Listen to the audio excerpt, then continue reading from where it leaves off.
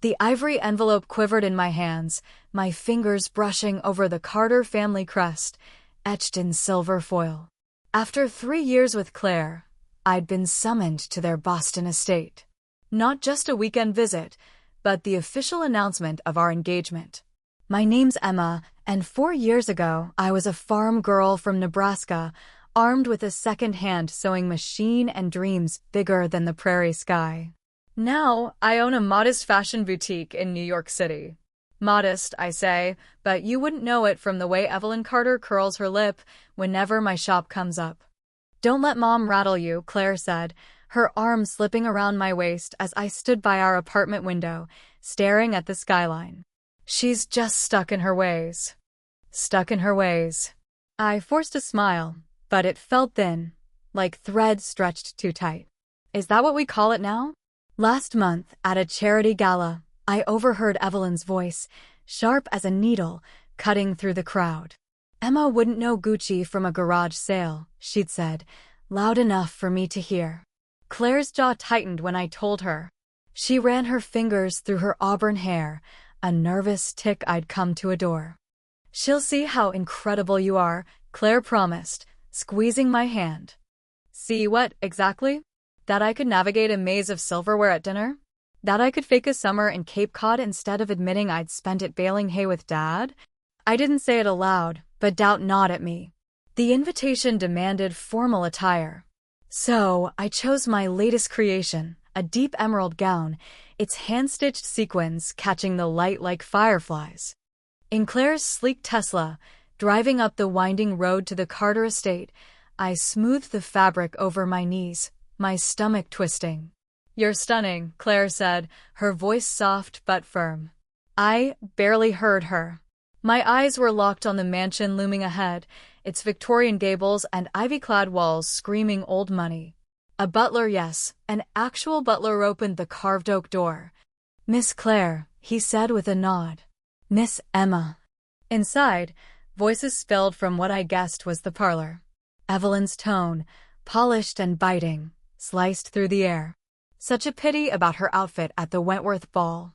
Off the rack, no doubt. My hand froze on the doorframe, my breath catching.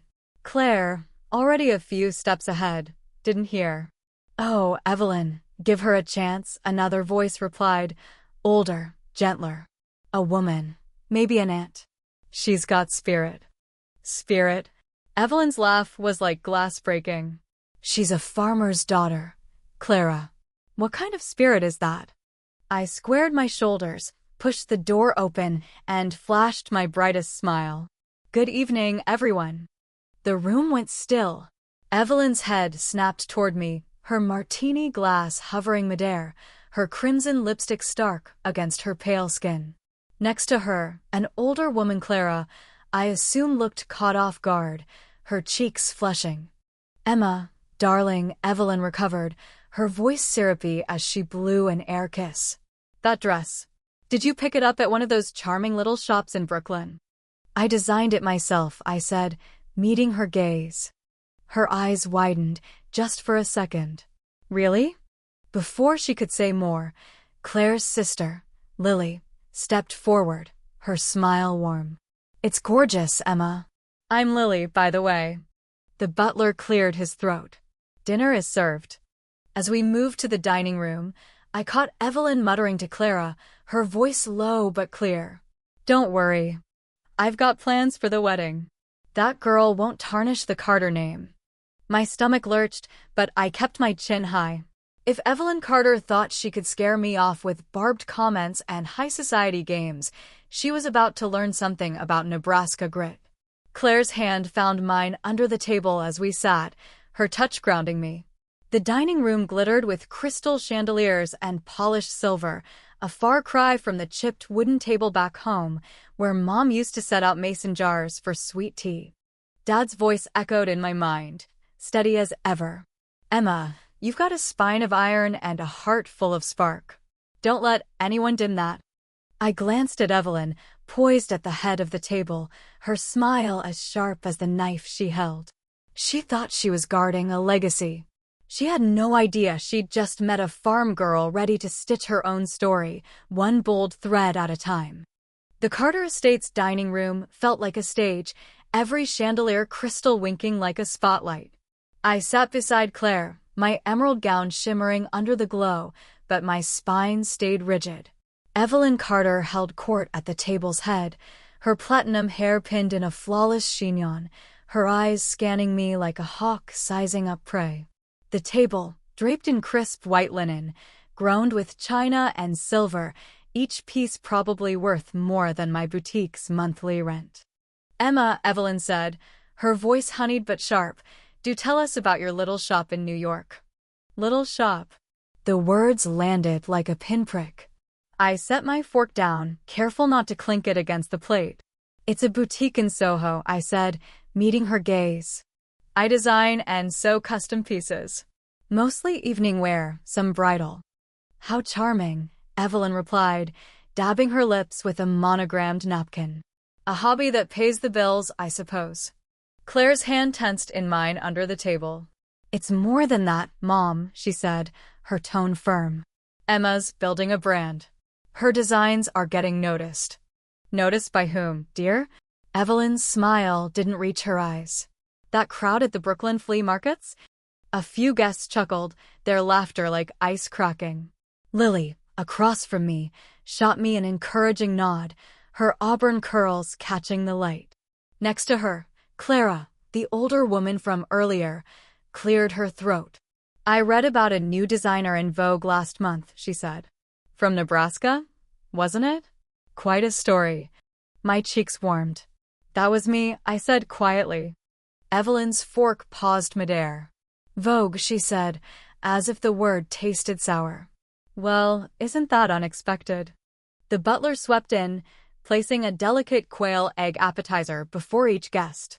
I stared at the tiny dish, my mind racing. Which fork was for this? I glanced at Claire, who gave me a subtle nod toward the smallest one. I picked it up, grateful for her quiet guidance. Dinner dragged on, each course more elaborate than the last. Evelyn steered the conversation like a conductor, her questions probing, her smiles calculated. "So, Emma," she said, swirling her wine, "where did you study?" "Some local college, and where was it? Nebraska." "I started at a community college," I said, keeping my voice steady. "Then I got a scholarship to fit in New York." "Fit?" Clara leaned forward, her silver bracelets jangling. "That's impressive." She didn't finish. Evelyn cut in, her tone almost gleeful. "Did you, dear?" Claire's jaw tightened. "Mom, enough." I touched Claire's arm, signaling I could handle it. "No, I didn't," I said, looking straight at Evelyn. "I left my final year to open my boutique. Sometimes you have to chase the right moment, not the perfect one." Lily grinned. "And now you're running your own business. That takes guts." Evelyn signaled for more wine, her expression unreadable. "Speaking of business, Claire, how's the merger going?"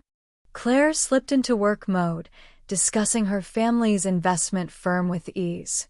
I watched her, marveling at how she navigated million-dollar deals as naturally as I'd once talked crop yields with Dad.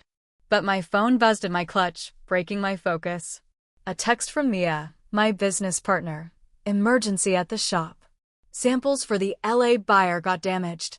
Call me." I hesitated, aware of Evelyn's hawkish gaze. "Everything all right?" she asked, her voice dripping with false concern. "No phones at dinner, darling. Carter family rule."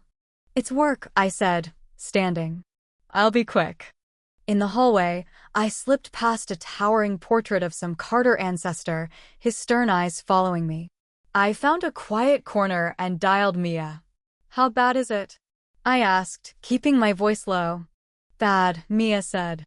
"The LA boutique wants our fall collection, but they need samples by next week. The damaged ones are trash. We'd need a miracle." My heart pounded. "Next week? Impossible." Except I was Emma from Nebraska, who'd once sewn homecoming dresses for half my high school in 10 days. I laughed softly, then caught myself as footsteps echoed. "Send me the details," I whispered. I'll figure it out. I turned to find Evelyn standing there, a fresh martini in hand, Clara trailing behind her. Trouble at your little shop? Evelyn asked, her smile razor-thin. It's under control, I said, pocketing my phone. Is it? Evelyn stepped closer, her perfume overwhelming. Being a Carter means responsibilities, Emma. Charity boards, social events. You can't just play dressmaker forever. I'm not playing, I said, my voice quiet but firm. I'm building something. Clara coughed, breaking the tension. Evelyn, let's not overwhelm the girl. Evelyn's eyes never left mine. Oh, I'm not worried. Emma will learn her place. She turned to Clara, lowering her voice. The wedding will set things right. The Carter gown is non-negotiable. My stomach twisted, but I held my ground. We'll see, I said, echoing her tone.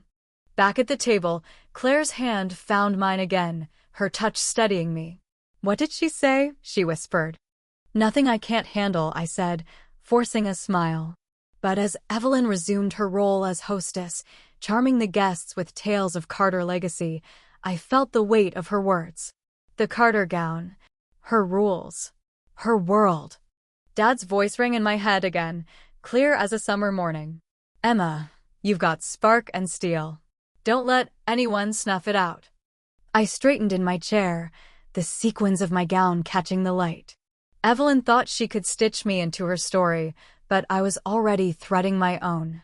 And I wasn't about to let her cut the fabric.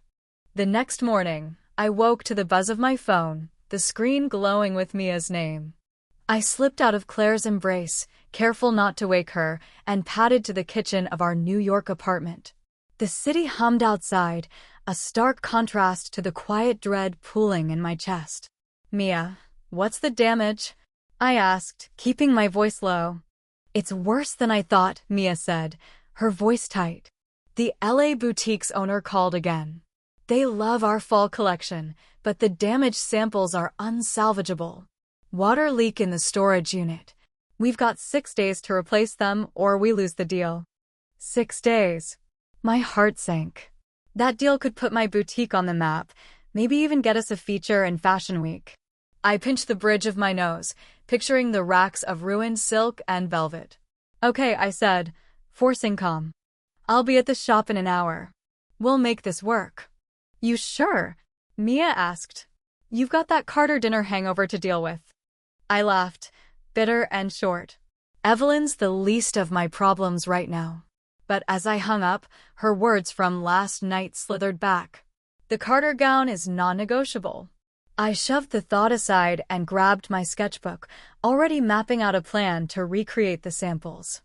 By noon, the boutique was a whirlwind of fabric scraps and coffee cups.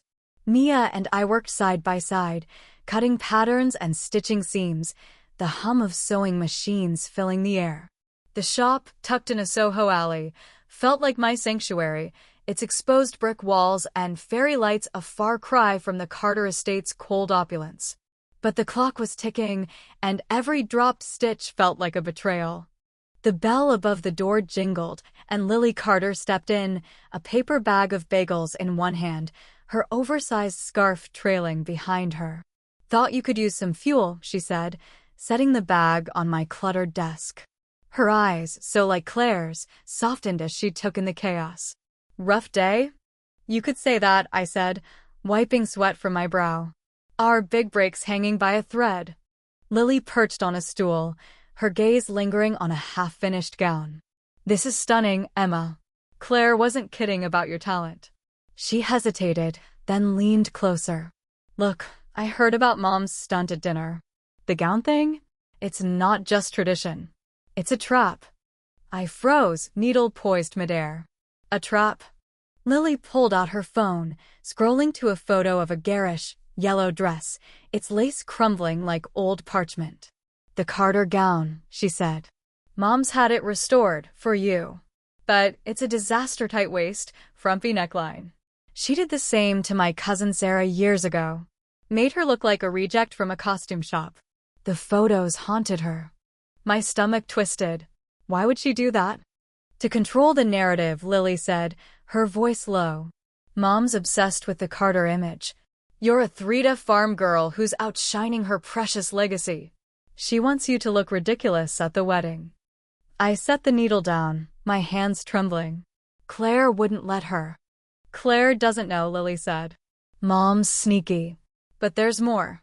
She glanced at the door, then lowered her voice. Our grandmother, Margaret Carter, wasn't born rich. She was a seamstress, like you. Built the Carter fortune from a tiny shop in Boston. Mom buried that truth to sell her old money story. A seamstress? I whispered, my mind racing. How do you know? Grandma kept journals, Lily said. Mom hid them in her office at the estate, behind a portrait of Grandpa. I saw her stashing them once, years ago.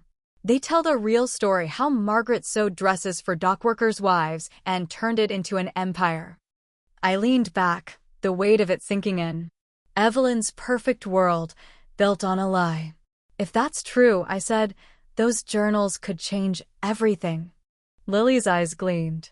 Exactly. You could show everyone who Margaret really was. Who you are. Mia, who'd been listening quietly, chimed in. You're thinking what I'm thinking, right? Get those journals, expose the truth, and flip Momzilla's plan on its head. I nodded, a spark igniting in my chest.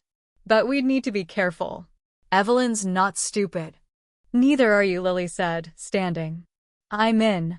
Let's do this. That evening, I sat in the shop's back room, sketching furiously.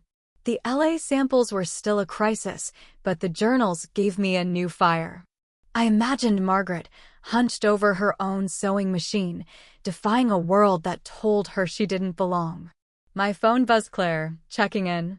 You okay? She texted. Mom's already planning the wedding menu. I typed back, just swamped at work. Love you. I couldn't tell her yet, not until I had proof. If I was going to face Evelyn, I needed ammunition. The door creaked open and Mia poked her head in. Got the LA buyer on the line. They're asking for a progress update.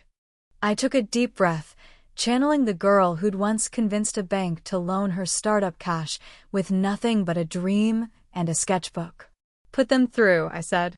As Mia handed me the phone, I glanced at my latest sketch, a wedding gown, inspired by the vague description Lily gave of Margaret's work. Simple, elegant, revolutionary. Hello, this is Emma, I said, my voice steady. We're on track for your samples. You'll have them by Friday. A bold promise, but I'd make it happen. I had to. After the call, Mia raised an eyebrow. Friday? You're insane. Insane's my specialty, I said, grinning.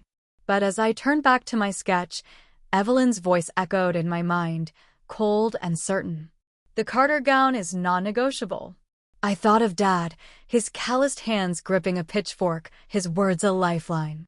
Emma, you've got a fire nobody can put out. Use it. I picked up my pencil, the gown taking shape on the page.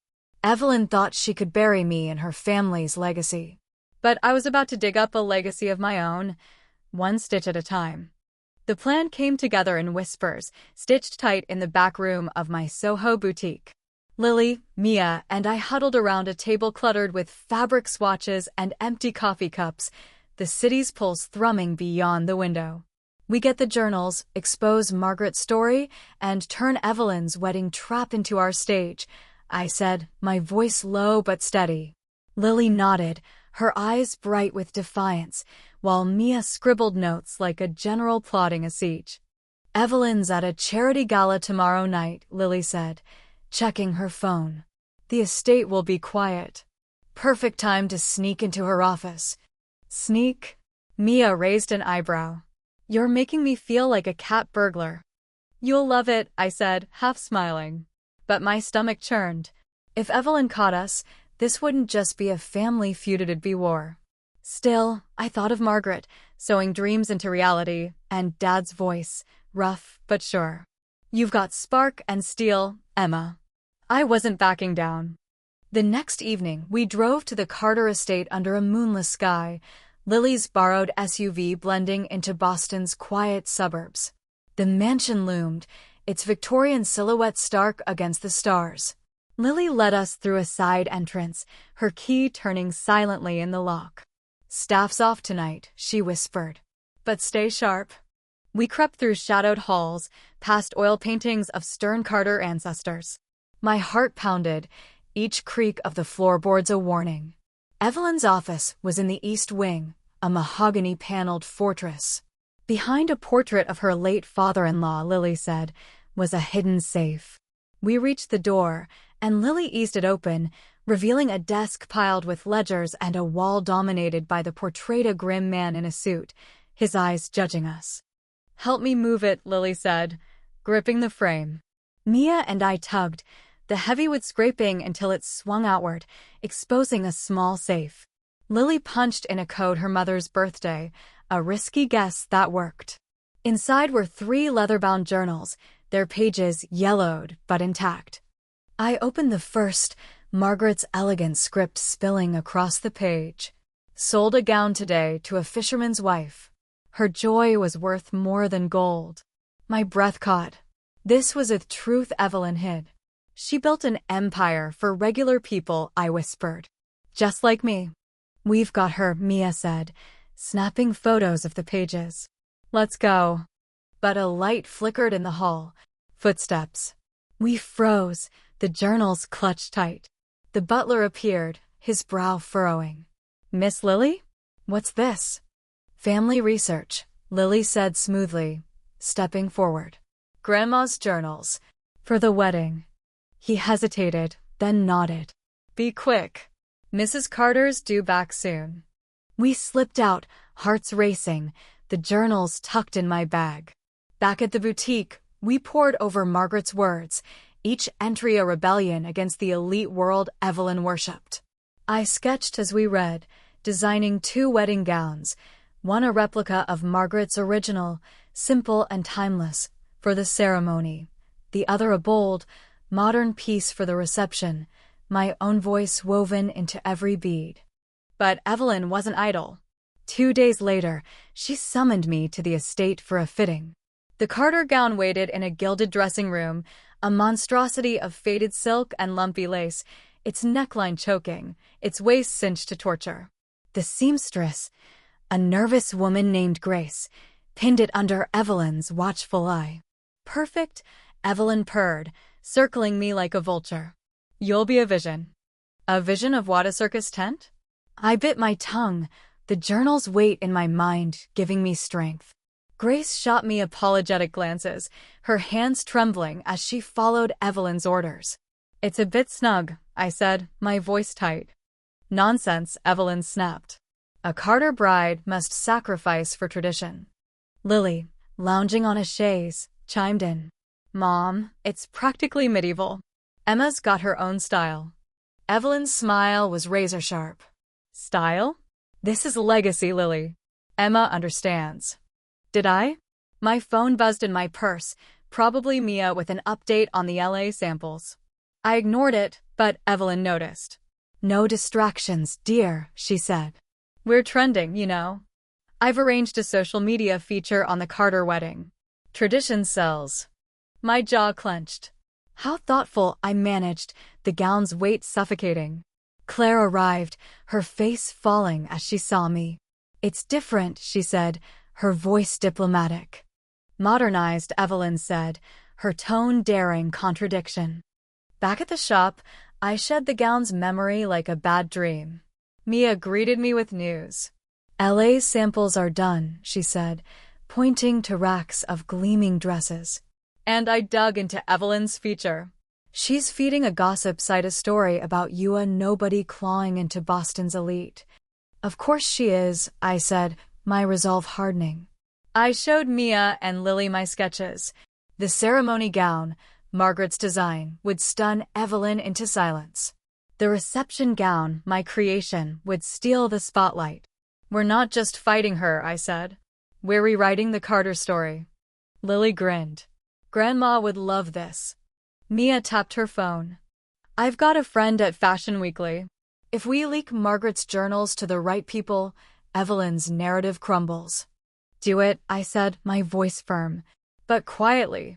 "She can't know until the wedding."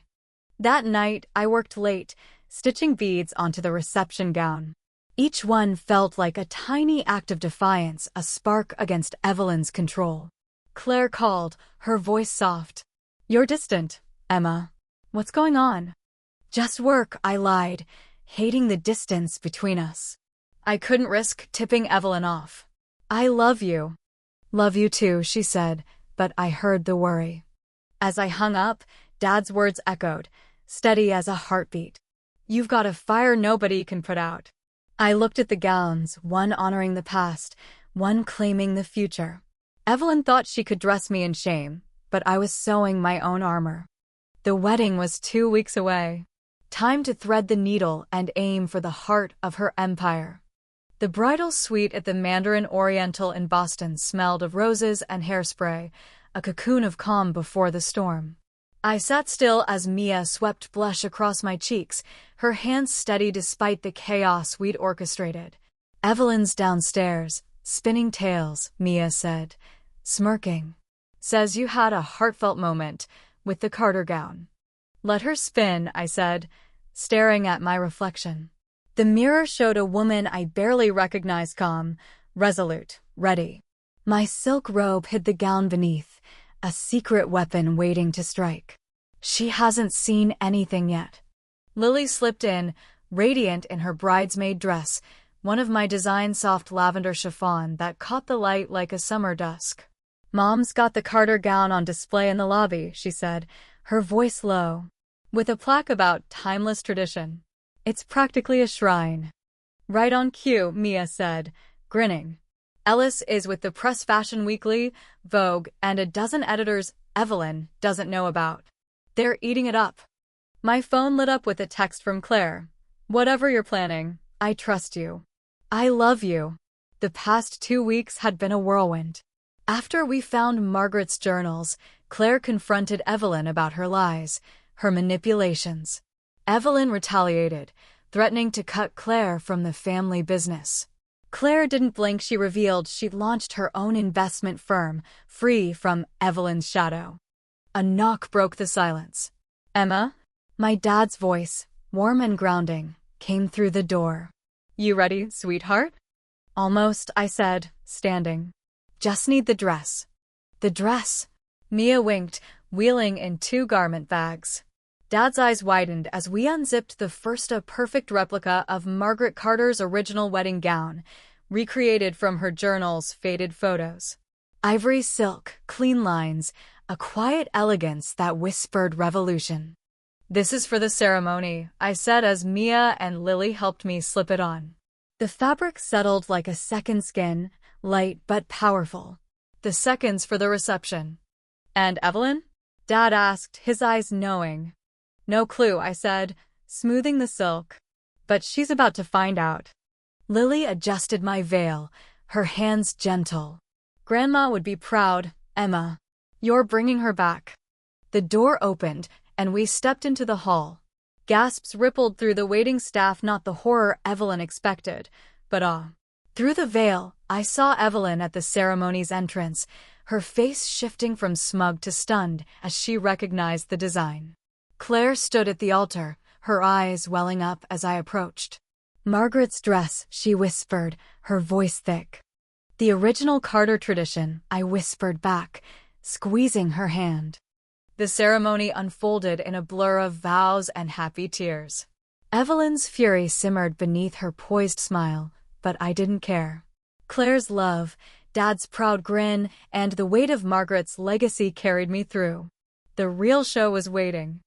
At the reception entrance, Evelyn's display loomed, the Carter gown, a frumpy relic on a mannequin, its plaque touting a polished lie about family heritage. Guests milled around, murmuring politely. Evelyn stood nearby, charming a social media reporter, unaware of the trap closing around her. "Ladies and gentlemen," Ellis's voice boomed, cutting through the chatter. He stood by a draped wall, his silver hair catching the light. "Before we celebrate, we have a special reveal." On cue, panels slid back, unveiling a breathtaking exhibit. Margaret's original sketches, framed in gold, glowed under soft lights. Photos of her at work sewing, laughing, dreaming lined the wall. Headlines from her era praised her grit, her vision. In the center, my second gown stood on a mannequin, a modern masterpiece of silk and crystal, echoing Margaret's aesthetic, but blazing with my own fire. The crowd gasped, then erupted in whispers. Fashion editors surged forward, cameras flashing. "What is this?" Evelyn demanded, her voice sharp, but drowned by the excitement. "The true Carter legacy," Ellis declared, holding up Margaret's journal. "A story of innovation, courage, and a belief that elegance belongs to everyone. Tonight, our bride honors that with her own design." I stepped from the shadows, my reception gown shimmering like a constellation. The crowd applauded, the sound swelling like a tide. Evelyn's face paled, her martini glass trembling. "You can't," she hissed, stepping toward me. "Actually, Mom, we can," Lily said, joining me. "The board voted this morning. Emma's designs are the foundation for a new Carter fashion house, returning to Margaret's vision with a modern twist." I met Evelyn's glare. "Tradition evolves," I said. "It's not meant to be caged." Claire appeared beside me, her hand slipping into mine. "It's done, Mom," she said, her voice steady. "The papers are signed." Evelyn looked around, desperate for allies, but found none. The photographers she'd invited were snapping my gown, not hers. Reporters grilled Ellis about Margaret's journals, their questions sharp and eager. Even her society friends buzzed about the exhibit, their loyalties shifting like sand. "Well played," Evelyn said at last, her voice tight as a pulled thread. "You've turned my daughter against me, exposed our history, and twisted my mother-in-law's legacy into your victory." "No," I said softly, stepping closer. "I just refuse to let you bury the truth to protect your lies." Claire squeezed my hand, her pride radiating. I turned to the seamstress, Grace, who'd lingered nearby, her eyes wide. "The Carter gown is lovely," I said, nodding to the display. "But I won't need it. I've got something else in mind." As I stepped onto the dance floor, Lily followed, whispering, "You did it." Behind us, I heard Claire's voice, sharp and clear, addressing Evelyn. "Mom, we need to talk." My phone buzzed in my clutch, Mia, no doubt, with the next phase. I smiled, thinking of the gown hidden in my shop's secret room, the one that had carried me here. "Phase once complete," I texted back. "Ready for the real show?" The reception buzzed as Dad spun me across the floor, his soot-me design fitting him like a glove. "Your mom would be so proud," he whispered, his voice catching. I glanced at Evelyn, now cornered by a Vogue editor, her composure fraying. Claire joined me, her arms wrapping around my waist. "You could have destroyed her," she said, her voice low. "Why didn't you?" I looked at the exhibit, at Margaret's sketches glowing under the lights. "Because winning isn't about tearing down," I said. "It's about building something better." As we swayed, the crowd parted, revealing Ellis handing a journal to a reporter, his grin wide. Lily directed photographers to the exhibit, her pride palpable. The flash of cameras caught my gown, each bead sparkling like a star. In that moment, I felt Margaret's spirit, her fire, her defiance woven into every thread of this night. The battle wasn't over, but the war? That was mine. The reception pulsed with music and laughter, but in a quiet corner of the Mandarin Oriental's ballroom, the air grew heavy. Evelyn stood before me, her silver gown glinting like armor, her eyes boring into mine. The crowd's chatter faded, the string quartet's melody a distant hum. My reception gown, its beads catching the chandelier light, felt like a shield as I faced her. Claire lingered nearby, her presence a steady anchor, while Lily and Mia watched from the sidelines, their faces tense. "A word," Evelyn said, her voice low, not a request. I followed her to an alcove, the marble floor cold beneath my heels, my dress rustling like a whisper of defiance. She turned, her posture rigid, and for a moment, we just stared, two women measuring each other across an invisible battlefield. You don't just want Claire, Evelyn said, her words sharp as glass. This was always about taking everything the Carter name, the legacy, my control. I held her gaze, my voice calm but firm. No, Evelyn. This is about standing up for myself. For Margaret's truth. For the business I've built. You made it a fight. A fight. Her laugh was brittle, like ice cracking.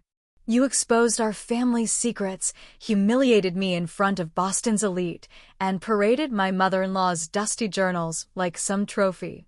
You call that standing up? You did that to yourself, I said, stepping closer. You buried Margaret's story, lied about your family's roots, and tried to shame me into fitting your mold. I just showed everyone the truth. The truth. Evelyn's voice rose, a rare crack in her composure. The truth is I spent 30 years building the Carter name into something respected, untouchable. 30 years carving a place in a world that chews up outsiders. And you, a farm girl from Nebraska, think you can waltz in and rewrite it? I didn't flinch. Margaret was an outsider too. She built an empire with her hands, her heart. You're the one who tried to erase her, to prop up your fake pedigree. That's not legacy. That's fear.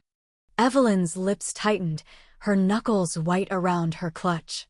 Before she could retort, Lily appeared, holding Margaret's journal, its leather cover worn but proud.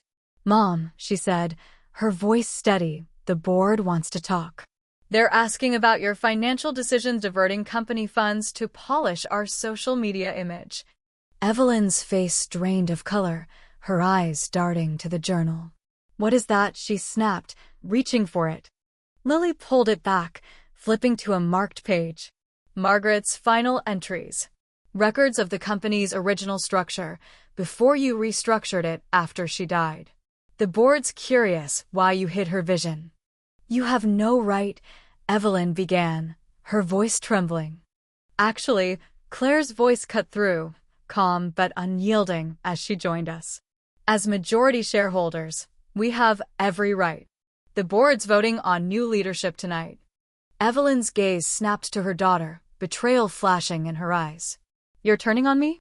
After everything I've done for this family? No, I said, surprising them all. We're giving you a choice. Mia stepped forward, holding a tablet with designs I'd kept secret until now, a new Carter fashion house line, blending Margaret's classic elegance with my modern edge. This is the future, I said, pointing to the sketches. Accessible fashion, 4 Main Street and 5th Avenue. We need someone who knows both worlds to help launch it. Evelyn stared at the tablet, her expression unreadable. You want me to work for you, she said, her voice dripping with disdain. With us, I corrected. Your connections, your savvy, paired with my designs. It's Margaret's vision, reborn. A chance to be part of something real. Claire touched her mother's arm, her voice soft. It's a good offer, Mom. Better than what you've given others. The quartet struck up a new song, its notes filling the silence. Evelyn's eyes flicked to the designs, then to the crowd beyond, fashion editors buzzing about the exhibit, photographers capturing my gown, her world slipping from her grasp.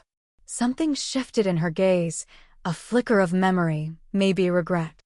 Margaret showed me her sketches once, she said, so quiet, I almost missed it. Before I married into the family. They were beautiful, raw. I admired her. But everyone said old money doesn't toil, doesn't create. I had to choose. And you chose wrong, I said, not unkindly. But times change. So do families.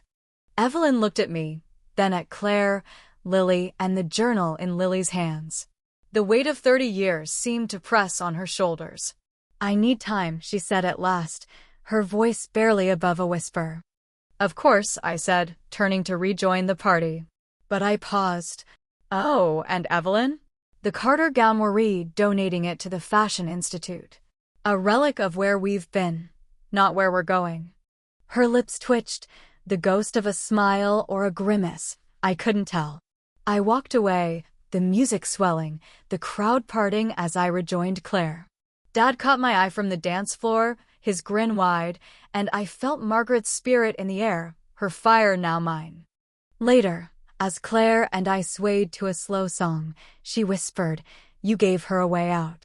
"Why?" I glanced at Evelyn, now listening to Mia explain our marketing plan, her posture less rigid. "Sometimes winning isn't about breaking someone," I said.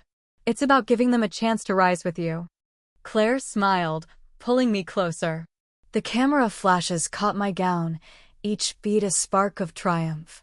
The night was ours, and the future? That was just beginning. The autumn breeze carried the scent of fresh paint through the open windows of Carter Fashion House's flagship store in New York's Flatiron District. I stood in the display window, adjusting a classic gown, the centerpiece of our grand opening. Its silk shimmered under the morning light, each hand-sewn bead a quiet nod to Margaret Carter's legacy and my own. The store, with its exposed brick and sleek glass fixtures, felt like a bridge between my Nebraska roots and the city's pulse. Little to the left, Evelyn called from the sidewalk, her voice crisp, but softer than it once was. "The light needs to hit those beads just right." I smiled, remembering how she'd once sneered at my little shop. Now, here she was at dawn, fussing over details like a seasoned creative director. A year ago, I'd have bet my sewing machine she'd never step foot in a place like this. But time and truth had a way of shifting things. Mia burst through the door, juggling coffee cups and a tablet. "Press is lined up," she said, breathless. "And guess who's out there? That gossip reporter Evelyn hired for the wedding. She's itching for a scoop." "Let her wait," Evelyn said, surprising us both. "Quality first." That's what Margaret would have done. The door chimed, and Lily swept in, clutching a familiar leather-bound journal. "Found more of Grandma's sketches in the attic," she said, her eyes bright. "They're decades ahead of their time. Wait till you see them." "Speaking of time," I said, checking my watch, "where's Claire?" "She's supposed to cut the ribbon." "Right here," Claire's voice called from the back. She emerged, holding a framed photo I'd never seen. Ellis dug this up from his archives. Thought it deserved a place. The photo showed Margaret in her Boston studio, surrounded by bolts of fabric, her face glowing with purpose. Below, a quote from her journal, "Fashion isn't about who you're born to be, but who you choose to become." "Perfect spot," I said, pointing to the wall behind the main counter, where every customer would see it. "Emma," Dad's voice rang out as he stepped inside, looking slightly awkward in the tailored suit I'd designed for him. "Delivery truck's here." We rushed outside, where racks of my latest collection were being unloaded. Dresses inspired by Nebraska's open fields and New York's skyline, silky denim blouses with practical cuts, evening gowns with hand-stitched beadwork that turned farm girl grit into elegance. "It's really happening," Lily whispered, touching a sleeve with reverence. Evelyn stepped forward, adjusting a display with expert precision. "The proportions are flawless," she said, her eyes meeting mine. "Margaret would be proud." "Thanks," I said softly, knowing what those words cost her. The morning blurred into a frenzy of final touches. As opening hour neared, I slipped into the back office for a moment of quiet. On my desk sat a small gift box, a note tucked inside, "To the next generation of Carter designers." I opened it to find a silver thimble, its surface worn smooth by time. A second note explained, "Margaret's first tool, found in her things. Thought you should have it." Claire appeared in the doorway. "Everything okay?" I handed her the thimble, watching her eyes soften. "You've been full of surprises," she said, wrapping her arms around me. "Speaking of surprises, how's our little secret?" I touched my slightly rounded belly, hidden beneath my pleated dress. "Growing strong," I said, smiling. "Like everything else around here." "Miss Emma," Ellis called from the showroom. "It's time." We stepped outside to a sidewalk packed with reporters, fashion editors, and curious shoppers. Evelyn stood by the ceremonial scissors, her posture proud but warmer, a matriarch reshaped by truth. Before the ribbon cutting, she raised a hand, silencing the crowd. "For years, I thought I was protecting the Carter legacy," she said, her voice clear. I was wrong. I hid it. Today, thanks to my daughter-in-law's vision, we're not just restoring that legacy, rebuilding it anew. She turned to me, handing over the scissors. Care to do the honors? I cut the ribbon and cheers erupted. Cameras flashed, doors swung open, and people flooded in, touching the dresses, marveling at Margaret's framed photo, whispering about the designs. Not bad, Dad said, appearing beside me, his grin wide. For a farm girl. I laughed, my hand brushing the thimble in my pocket. You know, Dad, I'm not just a farm girl anymore. I'm a designer, a businesswoman, a wife. I patted my belly, my voice dropping. And soon a mom. But most of all, I'm me. He hugged me, his calloused hands gentle. Your mom would have loved this. Across the room, Evelyn guided a Vogue editor through the collection, her charm effortless but genuine. Lily explained Margaret's influence to a reporter, her pride palpable. Mia checked sales on her tablet, her excitement bubbling over. Pre-orders are through the roof, she whispered, nudging me. Claire slipped her arm around my waist, her warmth grounding me. You could have let Mom crash and burn, she said. Why give her a second chance? I looked at Evelyn, now laughing with a customer, her guard down for the first time. Because sometimes the best revenge isn't tearing someone down, I said. It's building something so bright, they can't help but join you. The morning light streamed through the windows, hitting the display gown's beads just as Evelyn had planned. In that glow, I saw the Futuria fashion house rooted in authenticity, a family redefined by truth, a legacy reborn. Margaret's spirit lingered in the fabric, the air, the thimble in my pocket. As the crowd grew, a reporter approached, the same one Evelyn had once hired to spin lies. Miss Emma, she said, notebook ready. What's next for Carter Fashion House? I smiled, thinking of the sketches on my desk, the baby on the way, the empire we were stitching together. More, I said simply. For everyone. The day unfolded in a whirl of sales, interviews, and congratulations. By evening, as the last guests left, I stood alone in the showroom, adjusting Margaret's photo one last time. Dad's words echoed, steady as ever. You've got spark and steel, Emma. I'd use both, not to destroy, but to create a home for creativity, second chances, and dreams. The breeze carried the city's hum, and I felt it, the weight of where I'd been, the fire of where I was going. Sometimes, the greatest revenge isn't breaking the world apart. It's building one so magnificent, everyone rises with even those who once tried to unravel you.